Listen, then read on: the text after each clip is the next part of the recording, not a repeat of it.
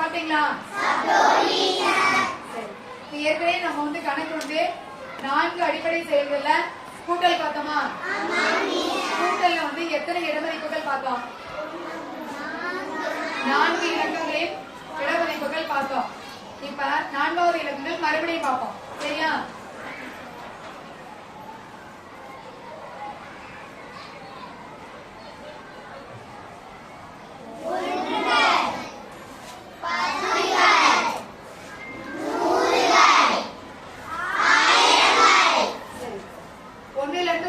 Number சொல்லு. நீயா சொல்லு.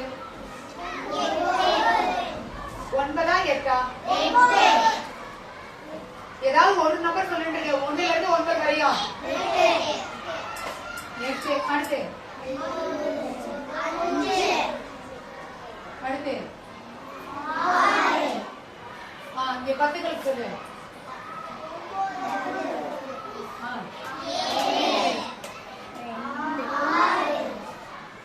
100கள் சொல்லு.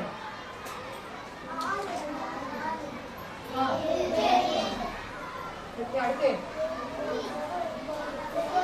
நம்பரே இல்லையா? 9 எடுத்தவரை வேற நம்பரே இல்லையா? 9க்குள்ள 5 ஏற்கனவே கொடுத்துருக்கா? அதுக்கடுத்து 1000களுக்கு சொல்லு.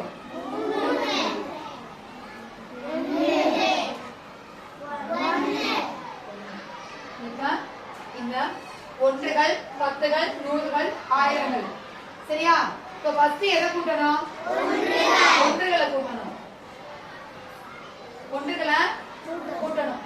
8 1களோட 5 1களை கூட்டினா எத்தனை வரும்? 13 1கள். சரி, 13 1களை மனசுல வச்சுக்கிட்டு 6 1களை கூட்டு.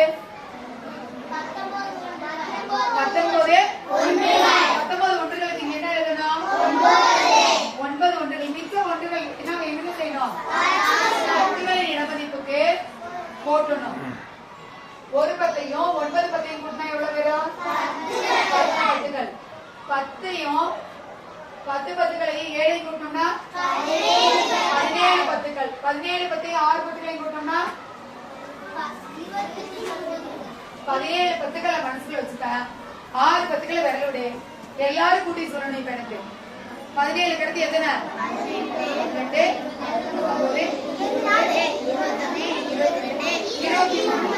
17 10களையும் 6 10களையும் கூட்டணும்னா 23 10கள் வருது.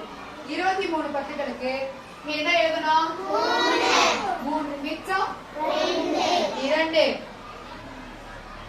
2 நூறுகளா மாறிடுச்சு. இடமதிப்பு மாறிடுச்சா? 2 நூறுகளையும் 6 நூறுகளையும் கூட்டணும்னா 8 நூறுகள். 8 நூறுகளோட இன்னொரு 8 நூறுகளை கூட்டணும்னா 16 நூறுகள். 16 நூறுகளோட 4 நூறுகளை கூட்டணும்னா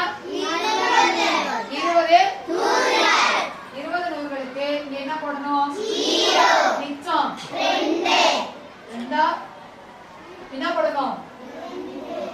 2 0வா? 2 போடணும்.